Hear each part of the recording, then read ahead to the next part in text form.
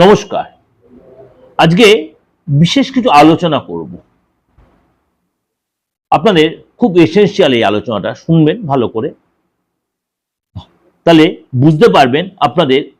কারণ আমাদের প্রত্যেকেরই সমাজ সংসার চলতে গেলে আর্থিক জায়গাটা আমাদের স্ট্রং না হলেও স্টেবলটা খুব প্রয়োজন আমরা মনে করি।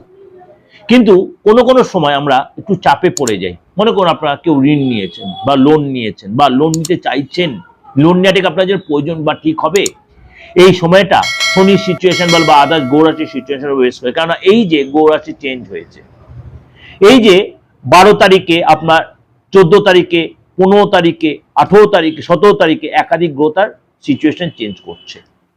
তার জন্য আপনার জন্য কি প্রভাব বিস্তার করবে। 12 তারিখে বুধ গ্রহ চেঞ্জ হবে, মকর রাশিতে যাবে।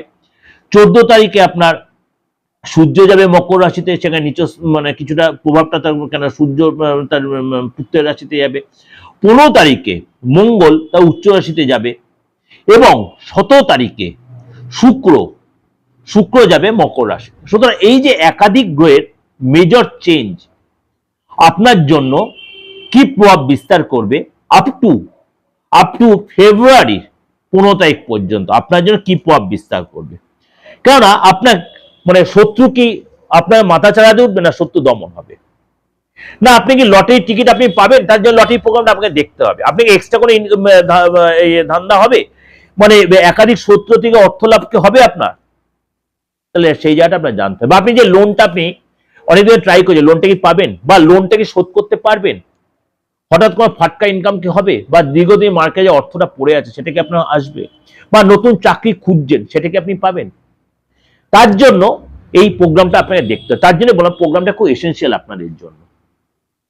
চলুন তাহলে জেনে নিই আজকে আপনার জন্য কি অপেক্ষা করে আছে। এই মানে আমি বলবো আপনাদের ঠিক মানে 12 তারিখে যেহেতু বুধ চেঞ্জ হচ্ছে আপ টু 18 তারিখ পর্যন্ত যে একাধিক গ্রহ সিচুয়েশন, তার থেকে আপনি ফেব্রুয়ারি মাসের 15-17 তারিখ পর্যন্ত আপনাদের জন্য কি অপেক্ষা করে আছে।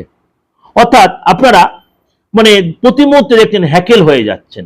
সেই হ্যাকেল পানাটা কি কাটবে, কনফিডেন্সটা কি ল্যাক করবে, বা লোকের কাছে কি ধোকা খেয়ে, বা আপনার বিয়ের যে যোগাযোগ সেটা কি এবার কনফার্ম হবে, সেটার জন্য কিন্তু আজকে আপনাকে এই প্রোগ্রামটা শুনতে হবে। চলুন তাহলে জেনে নিই আপনার জন্য কি অপেক্ষা করে আছে।